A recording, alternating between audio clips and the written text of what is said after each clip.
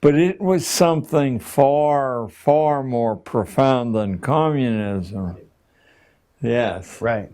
So that gets back into Pestalozzi, Lavater, other people who were intellectual elites who joined clubs. It's like the Bavarian Illuminati was one such club that has a lot of the intellectual elite of the area getting together, and in their drawing rooms, they're drawing out the plans for other people's lives. And they basically, when you look at the origins of our education system in America, it goes directly back to Adam Weishaupt's plans, which are planned on earlier plans, but still there is an organized effort to go after our education system. Well, there's one more recent than that. There was the Metaphysical Club at Harvard, right around the turn of the 20th century, and it contained such muscular figures as William James, who is the reason we have a course in colleges, academic psychology. That's James Prestige brought that in.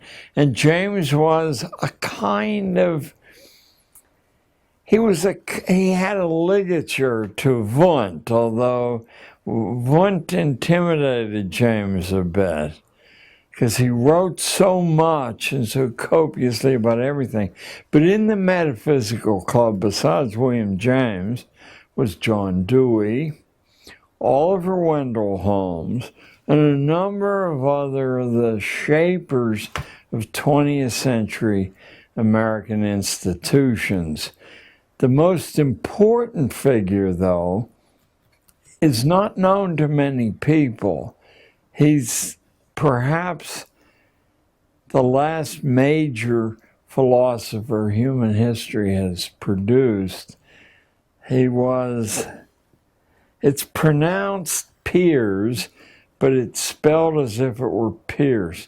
Charles S. Peirce, a strange figure, a part-time lecturer at Harvard, created the pragmatic philosophy that William James was probably the chief distributor of.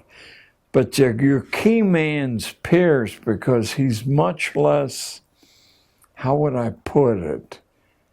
He's much more direct than James.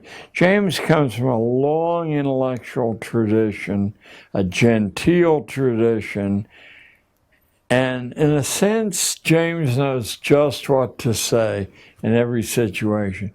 Peirce is very nakedly describing that pragmatism, he doesn't make this connection, but I have, it's very similar to the Old Norse religion that said, praise ice when crossed, a woman on her deathbed. In other words, no predeterminations until you see performance.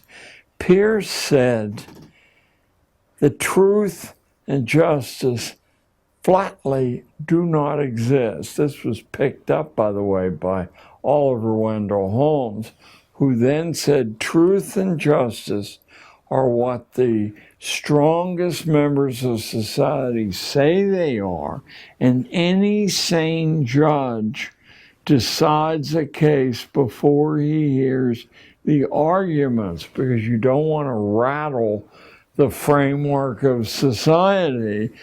I mean, this is big time radicalism. Of course, they didn't see it that way at all. They saw it as nitty-gritty truth, and all these superstitious, sentimental additions had occluded the fact justice is what strong people say it is, truth is, same thing.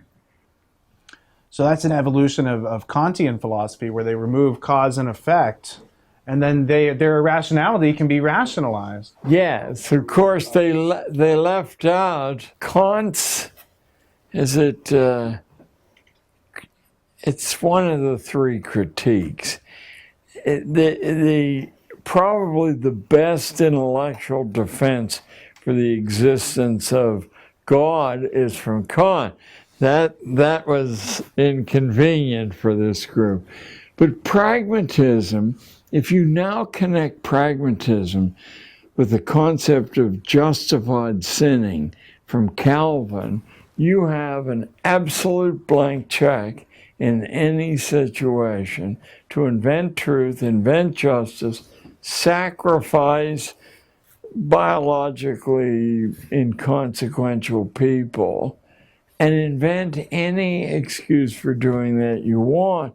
Seems to me that's been the driving force in American affairs for a long, long time there.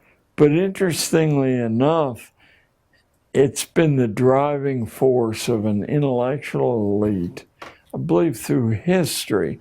It's just they didn't have the dominance that technology gave them.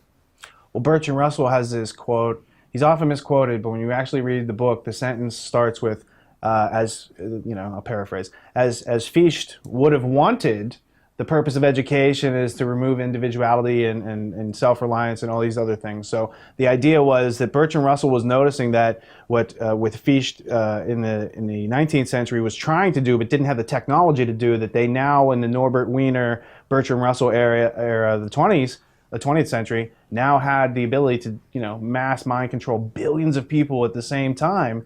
And it's all done on a basis of irrationality, a denial of cause and effect. But that goes back, you can start looking at where the influence of utopia took place and took root in Francis Bacon with New Atlantis and how it goes up. And then it's just formalized by some people using other jargon, psychology in the 20th century into pragmatism. And it's all just they want to do what they want to do anyway, and they just keep using education to kind of, say, well, this is a good reason why we're doing this. Yeah.